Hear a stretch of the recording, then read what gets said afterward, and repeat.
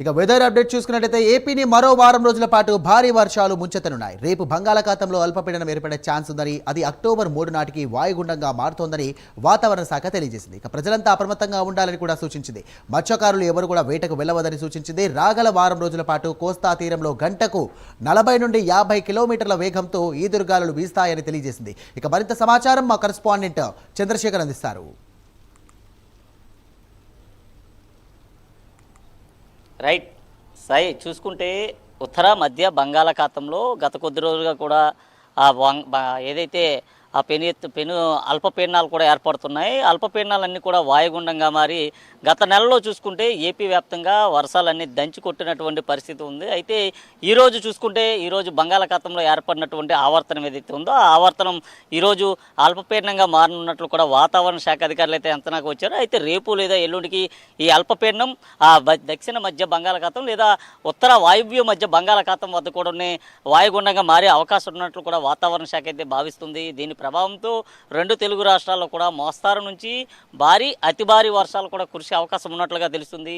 ముఖ్యంగా చూసుకుంటే ఇటు ఏపీలో ఉన్నటువంటి శ్రీకాకుళం, విజయనగరం, విశాఖపట్నంతో పాటు అల్లూరు జిల్లా, మన్యం, పార్వతీపురం జిల్లా, తుని ఈ ప్రాంతాల్లో కూడా మోస్తారు నుంచి భారీ వర్షాలు అయితే కురుస్తున్నాయి. గత 2 రోజులుగా కూడా ఏపీలో ఎడతెరిపి లేనటువంటి వర్షాలు అయితే కురుస్తున్నాయి. అయితే మరో వాయుగుండం ముప్పు ఉందంటూ కూడా ఇప్పటికే వాతావరణ శాఖ అధికారులు అయితే హెచ్చరించినటువంటి పరిస్థితి కనిపిస్తుంది. దీని ప్రభావంతో మత్స్యకారులు 5 రోజుల పాటు సముద్రంలో వేటకు వెళ్లరాదంటూ కూడా వారంతా చెప్పిన పరిస్థితి కనిపిస్తుంది. చూసుకుంటే ఇటు అల్లూరు జిల్లా, పార్వతీపురం, మన్యం ప్రాంతంలో కురుస్తున్నటువంటి భారీ వర్షాల కారణంగా లోతట్టు ప్రాంతాలన్నీ పూర్తిగా జలమయమైనటువంటి పరిస్థితి కనిపిస్తుంది. అయితే ఈరోజు ఏర్పడినటువంటి అల్పపీడనం ఏదైతే ఉందో ఈ అల్పపీడనం రేపటికి వాయుగుండంగా కూడా మారేటటువంటి అవకాశం ఉంది. ఇది 3వ తేదీ నాటికి దక్షిణ ఒడిశా మధ్య, ఉత్తరాంధ్ర మధ్య అయితే ఆ తీరం దాటే అవకాశాలు అయితే కనిపిస్తున్నాయి. ఈ తీరం దాటే సమయంలో గంటకి 40 నుంచి 60 కిలోమీటర్ల వేగంతో కూడా ఈదురుగాలు వీచే అవకాశం ఉన్నట్లుగా వాతావరణ శాఖ అయితే ఇప్పటికే తెలిపింది. ముఖ్యంగా చూసుకుంటే ఏదైతే కొన్ని ప్రాంతాల్లో ఉరుములు మెరుపులతో కూడినటువంటి పిడుగులు పడే అవకాశాలు కూడా ఉన్నట్లుగా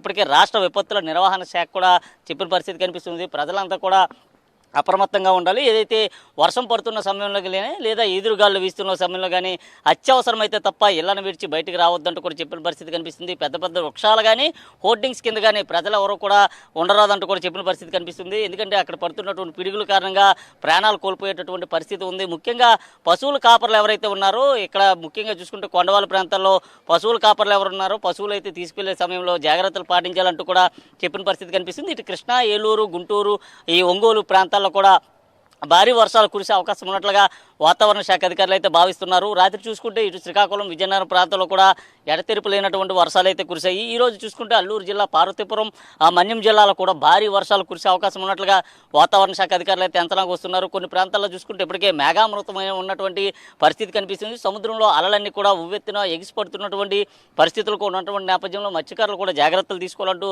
చెప్పిన పరిస్థితి కనిపిస్తుంది. మరోవైపు చూసుకుంటే లోతట్టు ప్రాంతాలు ఏవైతే ఉన్నాయో లోతట్టు ప్రాంతాలన్నీ ముందస్తుగానే గుర్తించాలంటూ ఆయా జిల్లా కలెక్టర్కి రాష్ట్ర విపత్తుల నిర్వహణ శాఖ కూడా ఆదేశాలు జారీ చేసినటువంటి పరిస్థితి కనిపిస్తుంది. ముఖ్యంగా ఏదైతే కొండ ప్రాంతాలు ఉంటాయి, కొండ ప్రాంతాల్లో కొండ చర్యలు విరిగిపడే పరిస్థితి ఉన్నటువంటి నేపథ్యంలో వాహనదారులు కూడా తగిన జాగ్రత్తలు తీసుకోవాలంటూ కూడా వాతావరణ శాఖ అధికారులు చెప్పారు. రానున్నటువంటి 3 రోజుల పాటు కూడా భారీ నుంచి అతి భారీ వర్షాలు ఏపీని ముంచెత్తేటటువంటి పరిస్థితి కనిపిస్తుంది. సాయం రైట్, థ్యాంక్ యూ చంద్రశేఖర్.